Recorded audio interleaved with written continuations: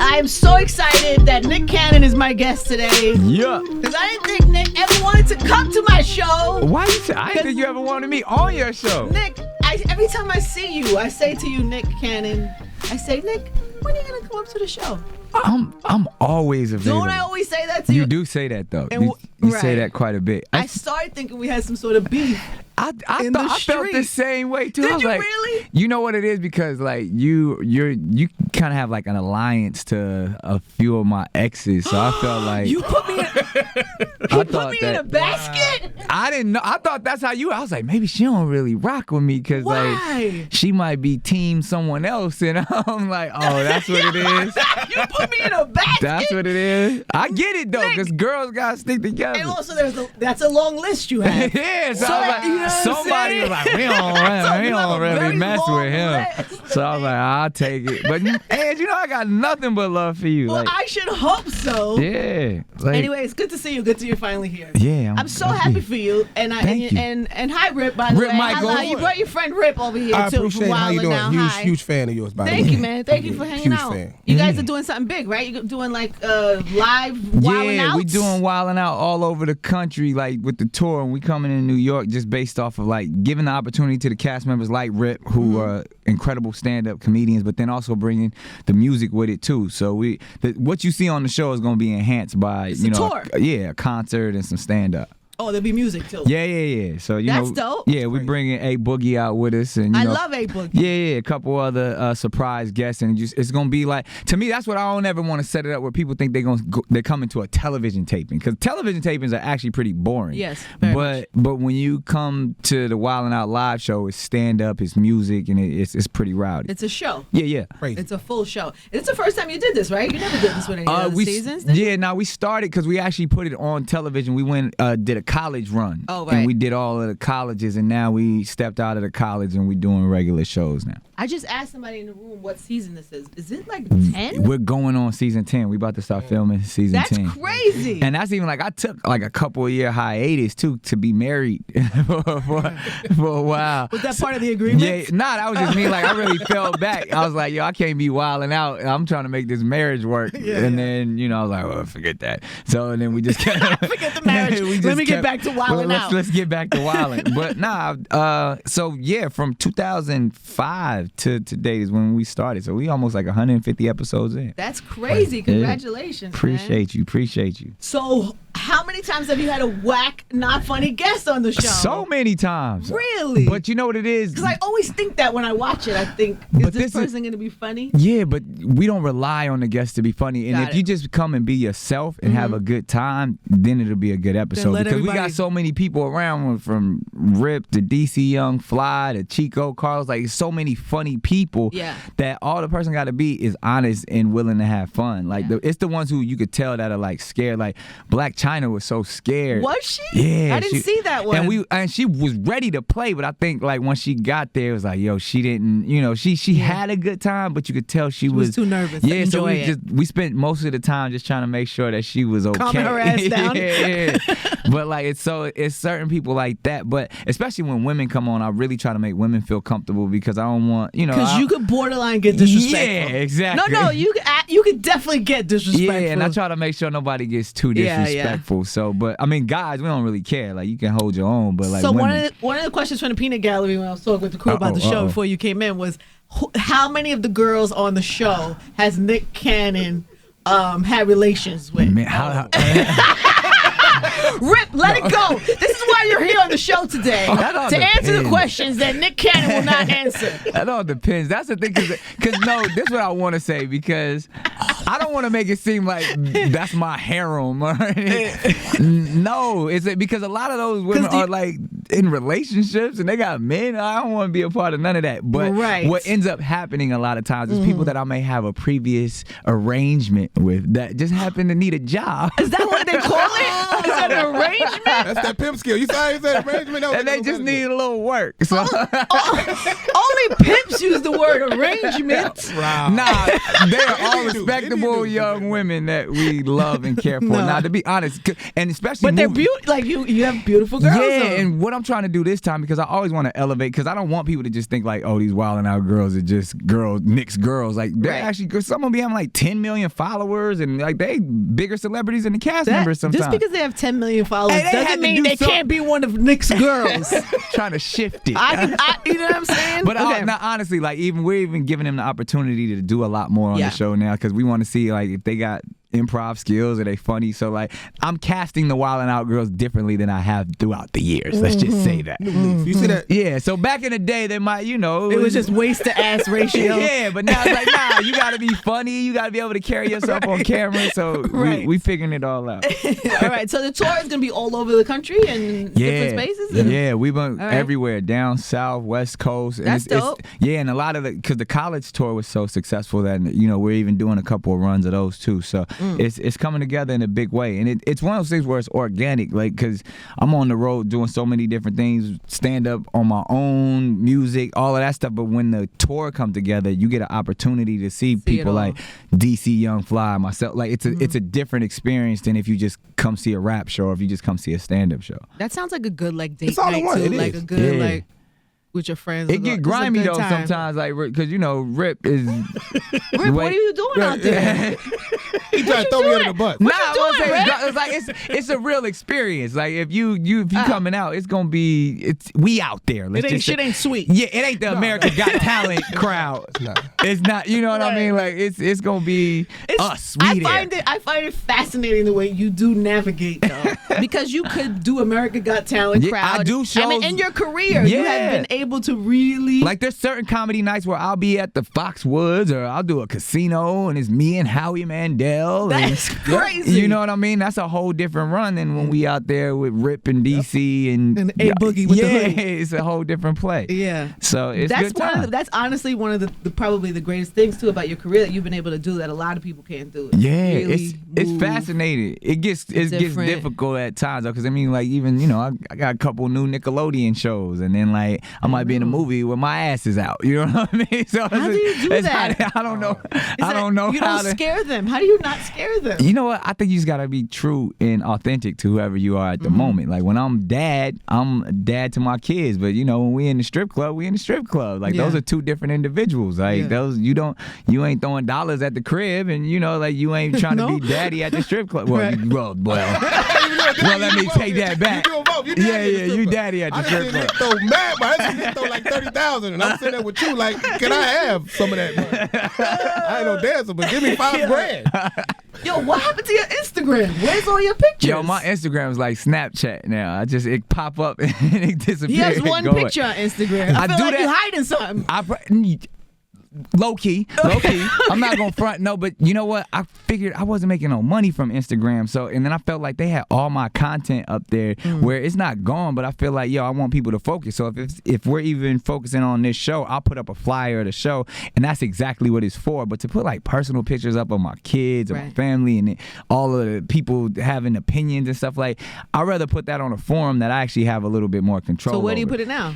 I mean, I still use Facebook. I feel like you're about to launch like a social. I felt like that was a setup Nick for Graham. Social. Yeah, that. Come on, man. Nah, I feel like, again, I got addicted to Instagram. Yeah. And it was too much about, like, I'm trying to see who's on whose page and who's liking my page and who's tagging who. Really? And I was like, I can't for that. I was like, yo, this is consuming too much of my time when I should be producing content and, managing and do. So I literally had to step back. I was like, let me erase everything and really refocus my energy. So you're not gonna do it no more, or just once in a while when it's work related? I feel like it should strictly be for business.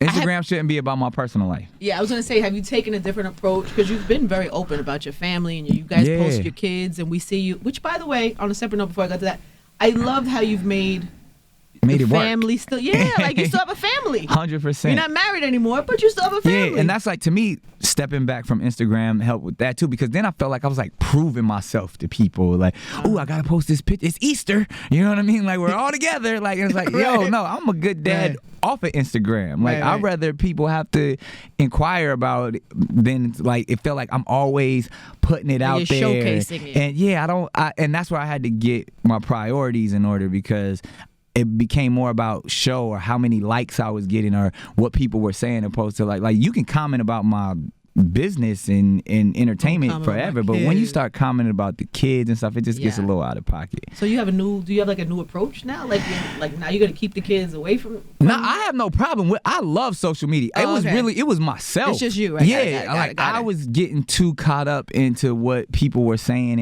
and I'm such a preacher of like be authentic and be real, and that shit starts to shift you, right? Yeah, and like I find like I'm doing stuff for the likes. Like you start playing for the crowd. Yeah, I say that all the time. Do it for the gram. Yeah, like I had to pull back. Like I was like, that's not me. So that's when I just stopped posting stuff. That's so true. It happens to people all the time. Yeah, because you're like, if I post this at this time, and then this, and then they gonna like this, and they gonna. Because one thing, the other reason, as we all know, let's keep it a stat. Okay. Sometimes you post stuff on Instagram to prove where you at a certain time or that you not with a certain person and all of that. So I found, like I found myself. He was real strategic about his shit.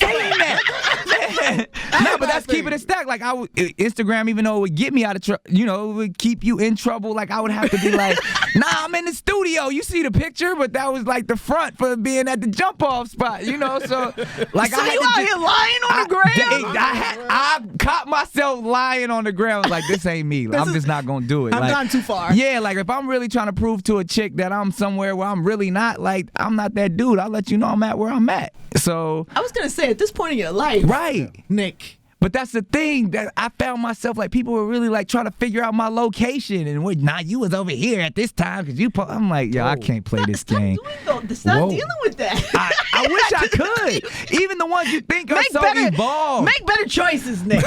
Do you introduce me to these people that I can make better choices? Because I think you think you know a person and then you find like you over here a slave to the gram too. Like it's so crazy. It's grown women. Like in their mid-30s that's still like checking to see other people's pages and posting stuff and proving they will. I was like, I can't play this. It's ruining the world. Social media is definitely ruining the world. My grandmother on Instagram and it's crazy. One of my favorite trying to prove. Tell her she gotta chill too. Grandma gotta chill. Grandma gotta chill. New wig out. She got her fashion over church dress on. Man brush wig there, pastel is all going. Flat tummy Tag me if you need this hat. There you go. Greens is ready. I mean, she's making bread. I don't eat it. That's hilarious. Literally making bread. So let's talk about your turbans. You said hat. It took me to your turban. I went to your hat. Yeah, my crown. Are you selling these? Are these going to be in Macy's I have not started soon? to exploit the Death Star of my turban. We're counting them down.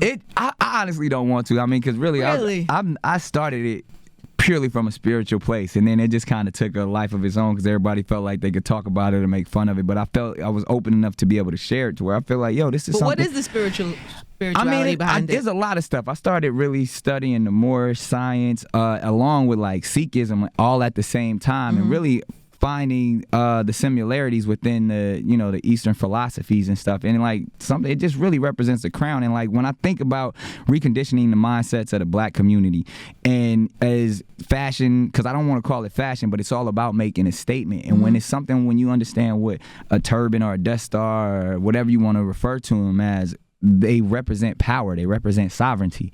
And I was like, that's in the day and age where we focusing on savages and how grimy and all that stuff. Like, why can't we just have another aspect to it? And then it became a hot topic of conversation. So I just continue to rock with it because that's how I am. You enjoy a hot topic. I love a hot topic of conversation, and that's the thing. Like I embrace it. Like if I'm gonna go for it, I'm gonna be able to study it and know it. And it's kind of challenged me to actually become as authentic with it as possible. I done been to India. I've been I really went in really heavy because I was like, if people keep asking me about this, I need to be pure and authentic with it. So that's what we doing. Yeah, that's dope. One of my favorite Nick Cannon stories is I had Kehlani in here. Yeah. And and I had never heard the story, and they told me that she has mentioned it before, but even talking to her about it, how you literally saved the girl's life. Yeah. Did you know this about your friend? You didn't know this about your friend? I knew he was saving chicks, but I've been impressed with his career, but as a human, I felt like, wow. She told me she was a young girl. She was homeless. Homeless. Ran up on. You tell the story. Yeah, now I mean, obviously, Kehlani was. I met her first on America's Got Talent, and she was a part of this pop group that they made it like 3rd place, but a year later they had kicked her out of the group. And somebody told me like, yo, that little girl is doing bad. And at the time she's like 15, 16 years old, and there's like, yo, she's, you know, homeless in East Oakland. And I was like, yo, we gotta find her. And I found her guardian at the time because, you know, as a lot of people have heard, her upbringing was tough. She, you know, her pops was murdered when she was a baby. Her mom was dealing with a lot of difficulties with substance abuse. So she never really had someone to really guide her constantly. So I got with, you know, her guardian at the time, which is her aunt, who was a beautiful woman, had the same type of love for her. I was like, I'm gonna make a deal. I was like, as long as she finishes high school, we keep a roof over her head, I'm gonna bring her to LA, and you know, whatever she wants in this music industry, I'm gonna open it up for her. Like, and we got her apartment. Is that not an amazing story? Yeah, like she finished school. We put her in the studio. She had never been in the studio before. We teaching her how to write and all that stuff, and she just took to it immediat's you know, she's a special. She's a special one. Wow. Yeah. And she's a beautiful soul. And she told me what I thought was dope too. Is she said, I'm saying she's saying that you got her apartment, and she had heard she was going to this. She's like she was like trying to couch hopping and really didn't have a place to live. And she said when she went to the apartment, she said she was so taken back that it wasn't just an apartment. Like, he had set it up. You had set it up with like stuff for her. Yeah, like, it was she like had never had that stuff before. Somebody who cared for her put an apartment together for her. Yeah. So all the amenities and stuff. I mean, it wasn't nothing super crazy, but just like the essentials that, you know, you would think that a young woman would need. And like I remember she was like, she had never had like her own sheets before and stuff like that. You know what I mean? Things that where she was just for the first time being able to be a young woman and be out on her own. And you know, it was at a very young age. And like when somebody goes from homeless to someone being able to have your own, and even, you know, we had to teach her how to move around a little bit too. She's on tour right now, killing it. Yeah, and like I'm super proud of her. I was gonna say you must be really proud. Yeah, and that's the thing. Like, I really wanted to separate the two from being like, I never really wanted to be involved with her business. I just want to be there for her as someone who has unconditional love for her. So when she go, you know, we all go through emotional times and stuff like that. I don't want to be like, oh, I'm getting a percentage of this or that. Like, I don't want none of that. I just want to make sure your well-being is good. So that's how we move. That's beautiful. Beautiful. You like him more. You like him more, a little bit more. You want to take care of your well-being too, Rip? I was gonna see you my daughter. I was like, you know, she's not doing this. He's like, you ain't never gave me shit. Math grades. Jesus, come and say this, girl. Hilarious. So, Nick, are you just out here doing this? Like, is that like a one-time thing that you felt connected? I care for people. I'm a people person. Like, so even this is not a rarity occasion. If somebody has it, I want to invest in it. You know what I mean? When you see somebody has something special, or that, you know, even people who are down on their luck and just need an opportunity, I look out. Like, and it's just, I feel like I'm blessed so I can be a blessing. Like, somebody looked out for me. Somebody gave me an opportunity. I was a kid from the projects that just wanted to figure it out, and a lot of people opened the door. So I feel like, I got to pay it forward and do the same thing. That's dope. Right? Look at That's your what, friend. like, when you think about wilding out, like all the people you saw, like, it's just cats that need an opportunity. I might have found somebody on the internet, somebody in a comedy club, and like, we gonna put you on TV. And so you who gave you that first opportunity? A lot of people. I mean, some of the people that I would say really had a huge effect on my career early on that you guys may know, like Will Smith looked out. He gave me my first deal when I was like 16. I was just a kid doing stand-up, all over the country, and he looked out, and obviously looking up to him to like Fresh Prince and all of that stuff, he kind of got me in like a professional studio for the first time, So he kind of helped you the way you helped him. He actually, like, I actually was DJing as a kid back then too, so he actually put me on the road. He had Jazzy Jeff teach me, but I definitely didn't have that level of skill. So instead of I carried and learned some stuff with Jeff, but he put me with Biz Markie. And like from like the 90s on, like I was like Biz's little roadie. I would carry Biz's records when you had to carry records and Did you know this? You knew this. Like this you know. Biz Markie told me that. So I was carrying Biz's crates, and they taught me, like, I would just like to get in the club because I was like 16, 17 years old. So like Will introduced me to Jazzy Jeff. And it was vinyl Biz, back then. That shit was heavy. It wasn't heavy. like his computer. Yeah, nah, it was real. So like that's when, if you was Crates. a DJ, you had to roll with like 3 or 4 dudes to carry all your records. That's how most people got on. So I used to carry Biz's crates. Like, they would not let me get in the studio or do none of that stuff until I paid my dues with all of that stuff. So they taught me hip hop, from. And look at you now, 90s. Nick. You have 750 jobs. Too many damn jobs. It's amazing. You got new music out too. And new music. Yeah. We got the joint amazing Dream Girl. segue, sir. I like that. Way to go, I appreciate Way to you. go. Shouts out to Dream Girl featuring Quavo and Jeremiah. But yeah, we always hustling. The hustle's never gonna stop. I noticed in Dream Girl that you said, that you missed your ex. And I have a lot of exes though. But you said that the press be asking about her every time. Press be asking about a few of them. When you that's like I have so many exes that people forget who about exes. Well, who are you talking about? I don't know. I'm gonna be honest. When I went into that booth and I was writing a song, I'm gonna be. When have I never not been honest? It was a lot. I'm talking about a few different people on the song, if you pay attention. But I mean, the song is called Dream Girl. Everybody knows that I always used to talk about Mariah being my dream girl. But I've also had a few, like Chili was my dream girl at one time. There's certain, so it was more of an ideal, ethereal thought of this girl that I'm looking to impress. That I wish every once in a while I wake up. So and, it could have been for, Chili, or it could have been Mariah, or it could have been a couple others. But that's even if you notice in the song, I start just naming off names because it's like I think as a dude in my situation, keeping it a stack, there's certain times we wake up and we miss certain chicks. And you might even be with another chick and be like, man, I miss such and such at this moment. And that's really what the song is about. That's real talk. And this works for you in real life. It works. I'm honest. This type of talk works for you. Honest. You That's tell the thing. them. I give you from the gate. From once you meet me, I'm giving you nothing but authenticity. I'm never gonna lie to you. First of all, everybody knows my past. You know I ain't shit. So it's like but I love honest. hard. I love in that moment. And like if you ain't really trying to be about it, I understand. But like I'm gonna just keep it a stack with you. You know how I know you love hard? When I saw that Mariah tattoo on my back. on his back. Yeah. I thought, wow. And now I got so many tattoos that are dedicated to so many women. Really? I'm tatted up. Yeah. That was the big one though. That was Lady the big, Billboard? That was just the first one. that was and the that fir- means and a that lot. Was, and that was a big one. And then from that point on, I was like, because that's what like girls like, oh, you ain't gonna get my name tattooed on you like you got Mariah's name. I was like, do they get mad probably though ain't when gonna you be go here for when the you ball. cover it up? but see, like I don't cover it up. I move on. So it's not really a cover up. It's more like we're Something just else. it's a next level. It's more a like next something else. stage. I'm adding to it. It's a journey. You know what I mean? My tattoos are a journey. So I still Mariah's still on my back. She on my back all the time. So it's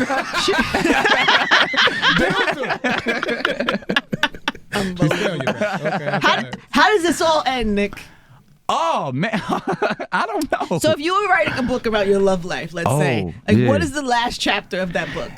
It's funny that you mention that because it's always to be continued. Yes. Because that's what all my music is really about. Music is so therapeutic for me because it allows me to get through it. It allows me to write. I write poetry and lyrics and stuff, and it just comes out in the music. So I would say these next couple of projects you're gonna see, it's ongoing. I'm still, I believe in love. I haven't given up on that, but I feel like I'm a broken spirit and I'm not looking for somebody to come fix me or save me, but I'm gonna just operate with who I am. So ultimately, I feel like I'm in a place where I need or yearn for nothing. And when you're spiritually correct, you're always trying to build yourself. And if somebody is on that same page and we can build together, I'm all with it. But I'm not out there really looking to build with somebody like that. So I'm so vague. Right? That was so very vague. I'm comfortable with just being me. I'm building myself. You went around me. I'm building. That's a very simple concept. I'm trying to be spiritually enlightened and build myself. It's fine. That's your answer. It's But good. I'm still a pervert. So It's fine. That's your answer. She don't fall for nothing. You can't just add to nothing. She's But it was I let him go. it was my truth. No, it's okay. It's fine. I can't get no more specific than like, yo, I'm working on me. I love women. I can't get past that. Like I always say, like the way Prince loved women, that's how the way Pac loved women. Like I love women like that. Like I just like the energy and just I could sit and just talk with a woman for hours. Like it don't even have to be a sexual thing. Like I'm obsessed with women, and I don't think that's a good thing. But I'm not normal. Like. But I'm trying. I can't. At least I can be honest. I'm trying, but like I get obsessed with a woman. Like it's funny because when God, like even like referring to like Jay's album before they said he talks about when he had his daughter and he starts seeing through the eyes of a woman. You got a little girl too that didn't change. And I'm trying to give my daughter all the game from when she can understand. I'll be like, look. these niggas ain't shit. Like, let me tell you how I know. like if they come on, your daddy been out here, and it's like I've been I explained it to her I was like, even from kindergarten on, these little boys is out for something. You are a queen. That now. 100%. I was like, I explained it very delicately. I was gonna say, you don't say. I was like, young lady, you are a queen. You have a treasure, and there's a bunch of pirates out there that are trying to get to your treasure, and you do not let no one touch your treasure. And she understands that. She's like, she look horrified. She's like, what is Daddy talking to you? You've been watching Pirates of the Caribbean too much, Daddy. But I explained it to her that, like, yo, men are always going to be on the prowl, and you have to be strong enough to understand that you make your own decisions, and I'll support whatever you want to do, but just build yourself up and protect yourself at all times. And I'll explain that to like a 6-year-old, and she get it. And what do you tell the boys? Go on. Get him. Rumble, young man, rumble. Make Daddy proud. Come look at some of this stuff I used to have on the wall. Don't look at these tattoos. But I didn't design the game. I just try to operate in it. So, oh my God. But I mean, it is what it is. Like, I obviously I love my kids unconditionally, but I'm still working on me. Like, I can't also pretend like that's what I'm not gonna do. I'm not gonna preach something like do that this. You ain't living right. Like I'm out here, so I'm teasing. I'm trying to figure it out. You're doing amazing. Thank you. I'm teasing. You know what? This is the problem. Everybody else isn't honest. Everybody else ain't shit as well. Well, honest is a great place to start, but honest ain't the end all be all. Like, honest and good. At least that's the like, start. Underneath honest comes like good. That's the start. You know what I'm saying? Because I'm not gonna lie but to you. Honest is the start. Because 100%. at least if you know what it is from the gate, like you know where we gonna operate. I'm not gonna sit here and try to pretend like I'm about to be, 100%, daddy do right, and then I'm out here wilding. Now you hate me times 2. But if I could say from the gate, like, that ain't even the world I'm in right now. And really, I am trying to build myself. So we'll see. We'll figure it out. I don't know. It's interesting. I'm watching it unfold. You're watching it all unfold. All right, so what do people need to know? So Wildin' Out season 10, Wildin' Out on the road. Yeah. We wildin' on Broadway. Y'all can catch us at the United Palace Theater. It's about to be crazy. It's gonna be crazy. You might go do the new song. You gonna do Dream Girl? Though? Yeah. We're gonna do the new record. We're gonna rock out with my dude. What happens with this? What you doing with this music? What do you? My label's at Republic Records. So we not only do we have all of my stuff as an artist, we got we got the Black Squad, the cats from Wildin' Out, Conceited, Hitman, Holla, Charlie Clips. So we always putting out records all over the place. So it's one of those things. Like Dream Girl just caught fire, so we running with it, and that's one of those. I feel like music for you because you don't really have to do it. Yeah, but I love it. It's one of those things that I started off with first. A lot of people just don't know because they see so many other aspects. Yeah. And whether it's someone like Kehlani, whether it's just producing all the music on Wildin' Out, like it's always in me. I've never stopped doing it. I'm always DJing every week all over the world. Like, so when you get a record and you catch one, you keep pushing it. But people, I play 7 music instruments, but that's just I never get a chance. What do you play? I mean, everything from the piano to the harmonica to the guitar to the bass to obviously everybody know I play the drums from Drumline, but it's like I'm a musician and I'm an artist, and I think that even goes back. The next time you come here, I'm gonna have you have all this stuff laid out. That shit laid out. Yeah, let me see. I get to it. Let me see. But I feel like when the timing is right, the world will get an opportunity to see that. Yeah. At the end of the day, I'm just an artist, and I even goes back to the ladies. Like it's just like I'm an artist. I love hard. It always goes back to the ladies. I do. I'm an artist. Don't approach me like I'm gonna be on some businessman or some regular. I'm an artist. I move with my passion, and hopefully it all works out. Okay, Prince. I'm Prince with it. Prince Cannon. At least I ain't out here trying to change chicks' names. Thank you, Prince Cannon, for coming by today. Finally in the building. I would take that. I very much appreciate. Nice meeting you too, it was man. Nice meeting you, Angie. Congratulations on the tour. Anything else people need to know before I'm rocking. we wrap? You just deemed me Prince Cannon. I'm running with that. I'm running with that. Okay, if you get any merch or something like a little small Prince Cannon in the terrorist. It's gonna be the wild.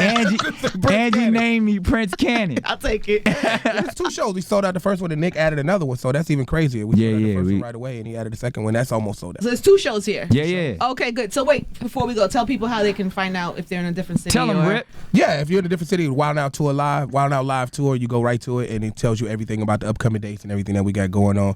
And it's been great. Selling out in a lot of different cities right now. On top of that, it's crazy. Just added a New York show, second show. We off. Congratulations. Yeah. Thank you for your time. Are you crazy? Thank you for coming, man. We gotta do this again. Look, see that? That's how you get you. You heard that? See how we do this? That's what he does to them. Prince Cannon, ladies and gentlemen. Yeah. Prince Cannon, Rip Michaels, Wildin' Out, Spy 105.1. And he got the little shaking at the same time. Hilarious.